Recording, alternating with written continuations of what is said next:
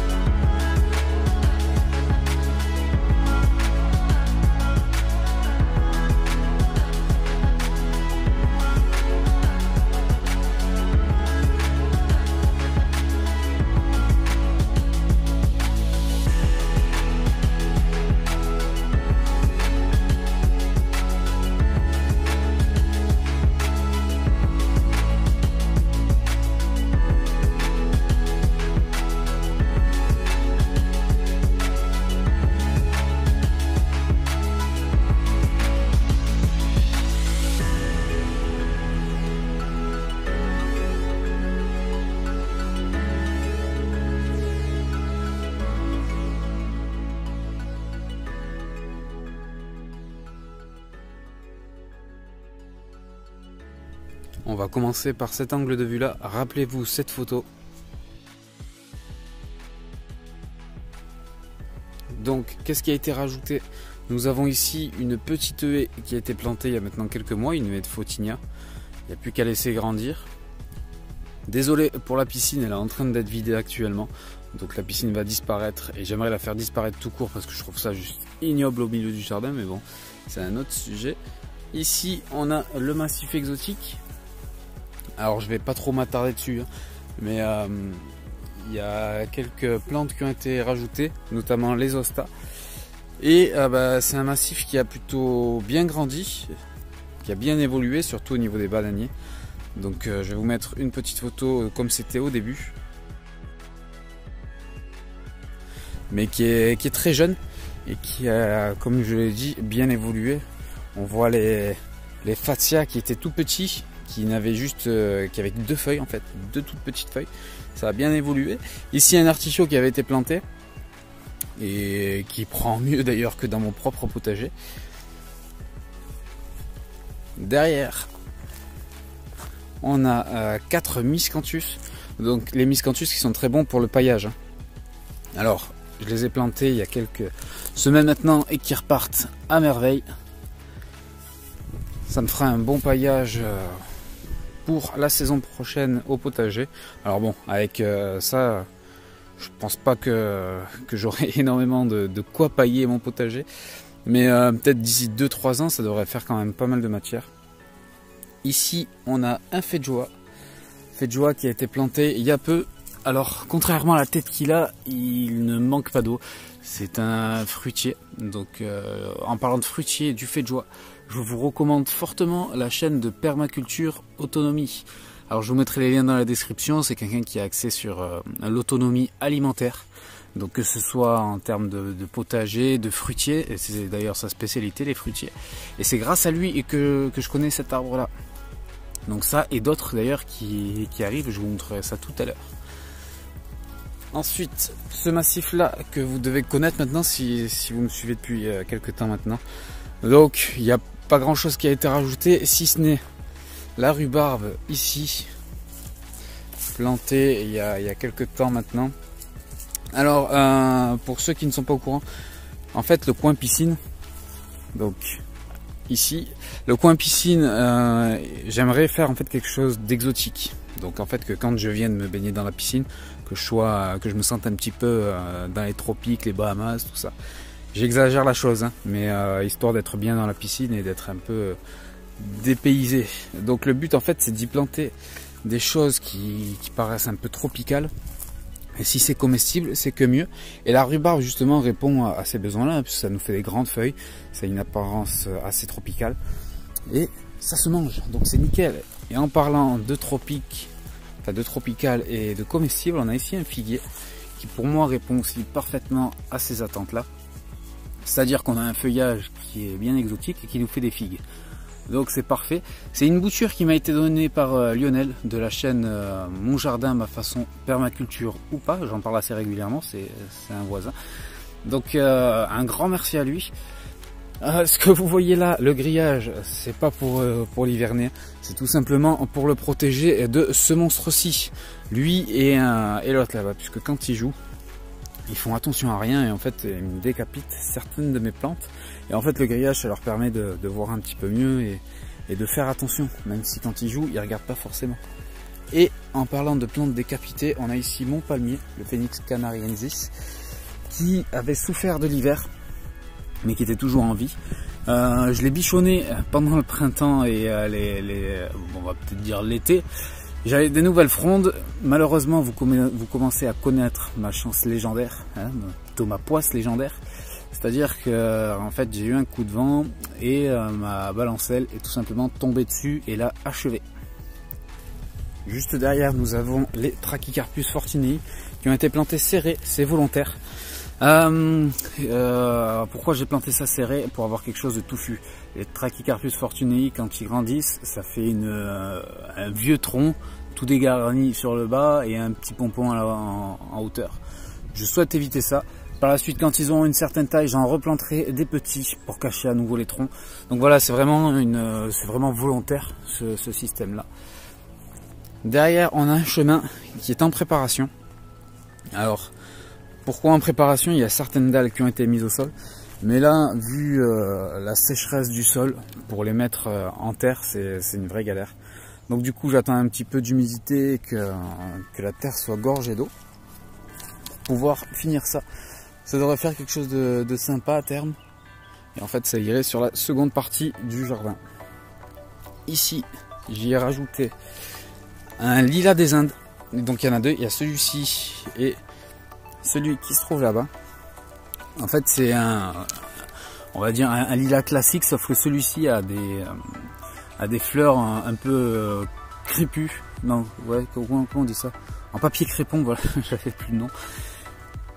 Bien odorant et de très jolies fleurs. Alors bon, celui-ci est à la floraison qui a passé. Hein.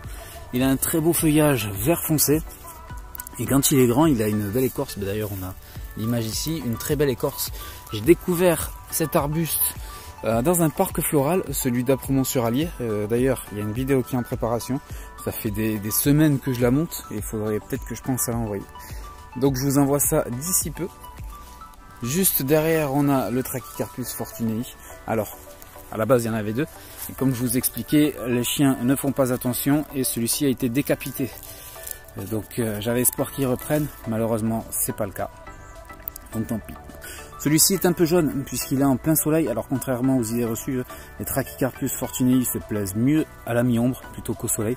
Celui-ci a le feuillage donc un peu jaune. Et si vous regardez, si vous revenez un petit peu en arrière, sur ce qui se trouve là, donc on est sur un feuillage bien vert puisqu'en fait on avait les mauvaises herbes qui n'étaient pas coupées sur le bord.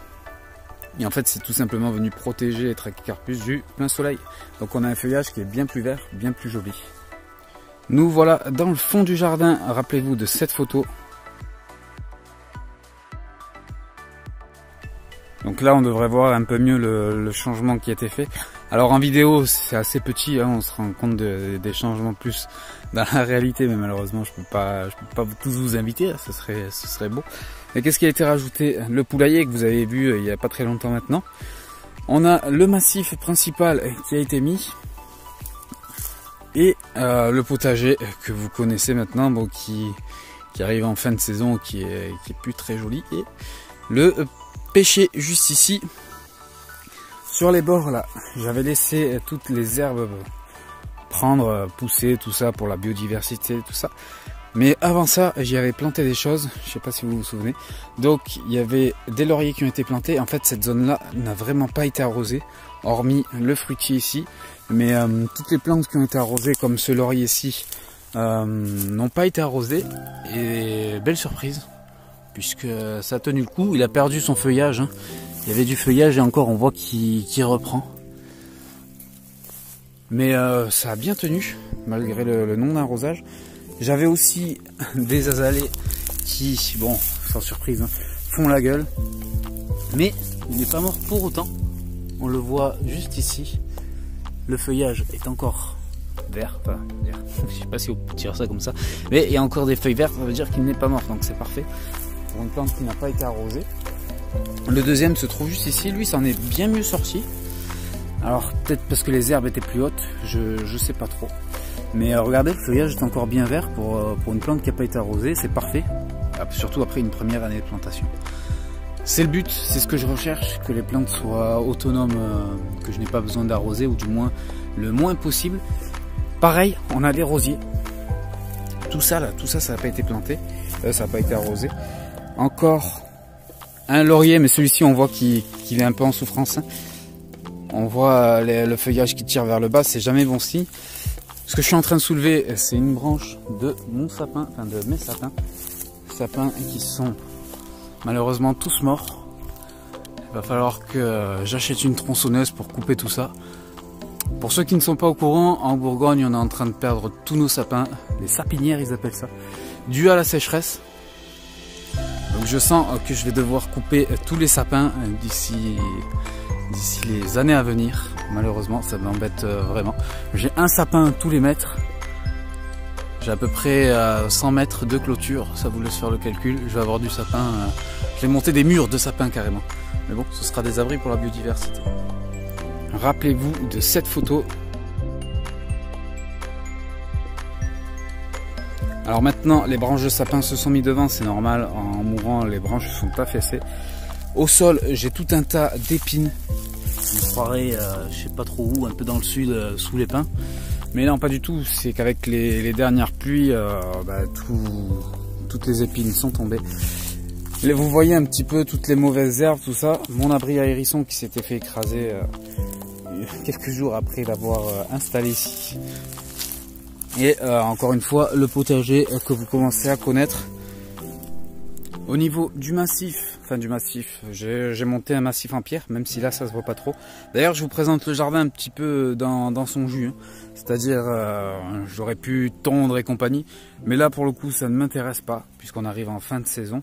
Et en fait je souhaite que les mauvaises herbes restent le temps de l'hiver, de façon à avoir de quoi nourrir le sol et de quoi protéger un petit peu la biodiversité, hein. C'est pour ça qu'ici je n'ai pas passé de coupe-bordure ou quoi que ce soit.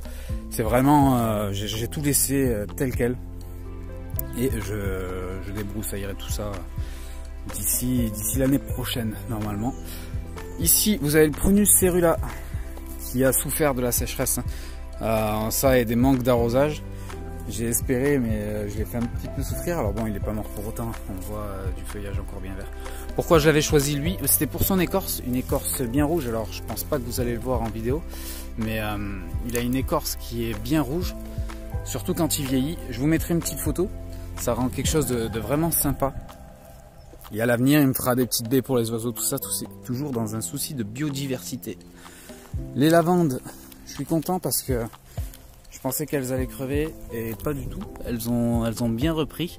Surtout qu'il paraît que les lavandes, une fois qu'on les déplace, c'est une vraie galère. Et au final, je suis content, ça vit correctement. Nous avons aussi cet arbre qui a été planté, un clérodendron. Alors, pareil, découvert dans le parc floral d'Apremont-sur-Allier, je l'ai trouvé magnifique. Alors bon, toujours, je pars toujours sur des sujets assez jeunes, de façon à faire des économies.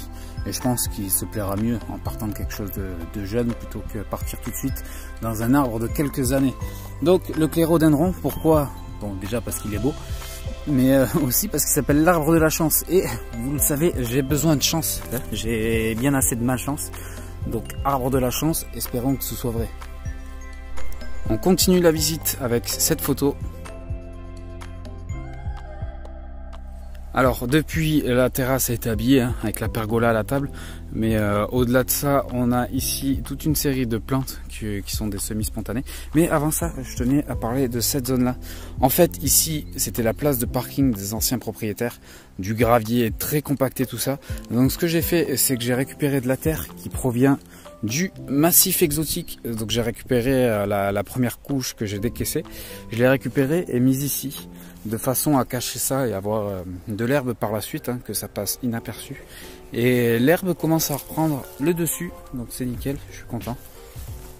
L'année prochaine ça devrait disparaître sans trop de soucis. Et à la terrasse, donc ici là ce que vous voyez c'est des copeaux de pin. Donc l'année prochaine, et même à partir de maintenant, je ne prendrai plus d'écorce de pin, parce qu'en fait j'ai les oiseaux qui viennent gratter très régulièrement. Ils viennent gratter, en fait me virent mes écorces de pin pour aller chercher sans doute des vers de terre ou quoi dedans. Et en fait j'en ai marre de venir ramasser à chaque fois. Donc je n'en prendrai plus et l'année prochaine j'essaierai de charger les jardinières de façon à ne plus laisser de place pour les oiseaux. Alors dans les jardinières, qu'est-ce qu'on a? On a le rosier qui a été planté, rosier buisson qui me fait des fleurs magnifiques. Et encore, vous n'avez pas les odeurs. J'espère un jour pouvoir vous les partager. Ça, on a ce rosier qui est sorti de nulle part. Alors là, lui, c'est une grande surprise. Ça m'a l'air d'être un rosier grimpant, hein, vu comme il tombe. Alors je sais pas si je lui prépare une structure ou si je m'en débarrasse ou le place ailleurs. Je sais pas trop ce que je vais en faire. D'ailleurs, dites-moi dans les commentaires si jamais vous avez des idées ou quoi que ce soit. On continue avec la jardinière suivante, Hydrangea paniculata, qui va être changé de place. Ici, il était pas bien, trop exposé au soleil. Il va être déplacé. Je sais pas encore ce que je vais y mettre dedans. On verra, c'est un petit peu la surprise. Il faut que je trouve une plante de plein soleil à mettre dedans. Et ici, même jardinière que celle que vous avez vue tout à l'heure. Sauf que celui-ci, le rosier est tombé malade. Donc la maladie des points noirs, il faut que je regarde comment traiter ça, je m'en souviens plus. Et surtout de façon naturelle, on va dire. J'ai commencé à habiller le tour de la terrasse. Alors ici ça a été décaissé. On avait donc des dalles, les dalles que j'ai utilisées pour faire ce chemin en fait. Parce que ce chemin là c'est de la récup. Ma copine qui a eu cette très bonne idée. Je sais qu'elle va regarder la vidéo, donc merci à elle. Ce qu'on a fait, ce que j'ai fait, c'est que j'ai retiré une énorme couche de gravier qui était là. Et encore, j'ai pas tout retiré, hein, vous le voyez clairement. Donc j'ai choisi ces plantes qui s'adaptent à un sol assez caillouteux, tout ça. Et ici on a de la sauge. Et ici on a une plante, alors c'est Caryopteris, qui est très mellifère. J'ai beaucoup de bourdons, d'abeilles, tout ça, qui viennent régulièrement là-dessus. On en voit un petit peu, hein, alors je sais pas si vous voyez vous en vidéo, mais j'en vois très régulièrement. C'est très mellifère et en fait j'en mettrai d'autres par la suite dans le jardin, hein, toujours pour cette biodiversité. Juste derrière on a l'arbre faisan. Alors son nom c'est Leicesteria je crois. Hop, je laisse toujours les étiquettes hein, pour savoir ce que j'ai. À l'avenir j'aimerais faire des étiquettes sur le long terme, que j'ai pas besoin d'en refaire régulièrement. Et en fait je l'ai acheté parce que je le trouvais vraiment joli, surtout son feuillet, ses fleurs, je trouvais ça très beau. Et en fait j'ai appris il y a pas longtemps, dans une vidéo de l'archipel d'ailleurs, que je vous recommande aussi, j'ai appris que les baies se mangeaient. Donc coup de bol, c'est beau et en plus ça se mange, c'est nickel. Juste derrière on a cet arbre aussi qui a souffert d'un manque d'arrosage. Alors c'était pas volontaire celui-ci. En fait si vous préférez, tous les pots étaient stockés ici dans le coin en attendant la plantation. Sauf que j'ai eu un coup de vent, certaines plantes sont tombées dont celui-ci. Et en fait en tombant, à chaque fois que j'arrosais, plutôt que d'aller dans la terre, en fait ça passait sur les bords. Et l'eau allait directement au sol. et celui-ci n'était pas arrosé. Donc il a souffert, hein, vous le voyez au feuillage. Et en fait, cet arbuste fait une magnifique floraison. Alors, vous voyez un petit peu là. En fait, vous avez des fleurs sur tout le long de la branche qui vient et c'est vraiment très joli. Juste derrière, on a des nandinas, donc c'est les bambous sacrés, qui fait un petit buisson avec sa couleur rouge d'1,50 m sur 1,50 m.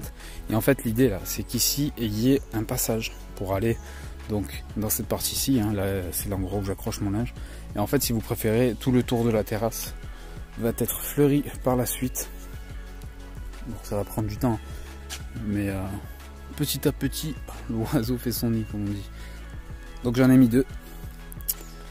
Et juste derrière, on a un hortensia qui était planté ici. Au début, il avait vraiment du mal à se plaire ici. Donc ça va beaucoup mieux. Et juste derrière, on a un hibiscus XXL. La vendeuse m'avait dit que ça se mettait en plein soleil. Pas du tout en fait, puisqu'à la base je l'avais pris pour remplacer l'hydrangea paniculata qui est dans ma jardinière. En fait, il ne se plaît pas du tout au soleil. Oh, putain, j'avais pas vu la bestiole. Il ne se plaît pas du tout au soleil, malheureusement. Donc il va falloir que je le plante à l'ombre. Ici, il a l'air de se plaire. Je vais voir si je le laisse là ou non. Et juste ici, on a un fuchsia. Donc lui, c'est une plante qui est gélive, ma copine qui l'a choisi. Alors je sais pas trop ce que je vais en faire. La mettre en pot et la rentrer en hiver, je sais pas trop. Ici, on a une petite nouvelle, donc de la verveine.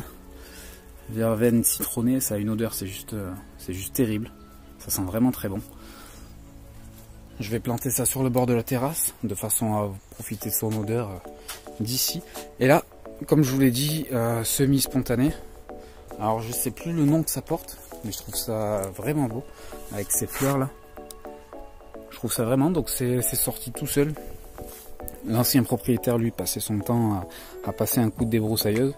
Moi j'ai laissé, et il y a ceci qui est sorti, donc je trouve ça juste magnifique. Ici nous avons 3 fruitiers que j'ai reçus hier. Alors on a un fée de joie. D'ailleurs tout à l'heure je vous ai présenté un arbre, je crois que j'ai dit fée de joie, et en fait non, c'était un asie minier. Mais ici nous avons un fée de joie, donc celui-ci est auto-fertile.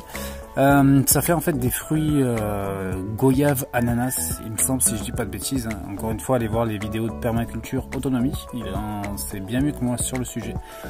Donc oui, il est auto-fertile, j'ai pas besoin de 2 sujets, mais je vais quand même en mettre 2 par la suite, parce qu'apparemment ça amplifie la fructification, donc j'en mettrai 2. Ici on a un Prunus granatum Provence, c'est un grenadier en fait, un grenadier dit rustique. Je crois qu'il résiste à moins 12 degrés, encore une fois si je dis pas de bêtises. En fait ça va me permettre d'avoir des grenades et de faire des petits jus avec, ça devrait être bon, rafraîchissant et tout ce que vous voulez.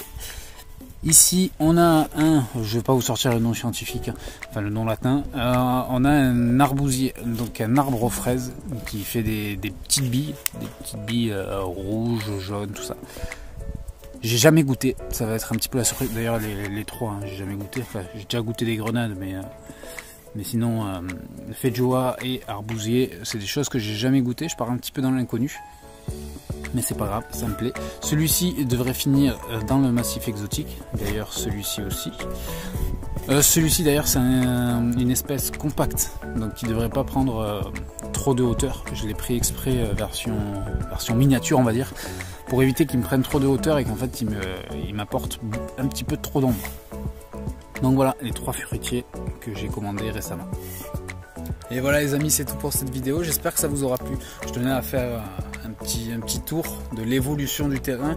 J'ai voulu faire quelque chose de plutôt rapide, hein, donc pas trop m'attarder non plus sur certains points. Si jamais vous voulez que je m'arrête bien particulièrement sur par exemple une zone comme mon petit coin exotique, n'hésitez pas à me le dire dans les commentaires. Dites-moi aussi ce que vous en avez pensé, si jamais ça vous plaît, si ça vous plaît pas. Tous les avis sont bons à prendre. Si jamais vous avez des idées aussi d'amélioration ou des idées quelconques pour améliorer un petit peu tout ce jardin. Donc moi ce que je vous propose c'est de se revoir bientôt. Donc la prochaine vidéo sera un petit peu blabla. En fait, je vais tout simplement vous expliquer l'avenir du jardin, les différents projets qui doivent arriver, parler de YouTube, tout ça, bref, parler de plein de trucs. Et voilà, hein, comme d'habitude, à chaque fois je finis par et voilà. J'ai envie de vous dire des choses, mais il n'y a rien qui vient. Donc, et voilà. C'est là-dessus que je vais vous laisser. Si ça vous a plu, comme d'habitude, n'hésitez pas à laisser le petit pouce et à vous abonner si jamais c'est pas le cas. Je vous dis à la prochaine. Ciao tout le monde.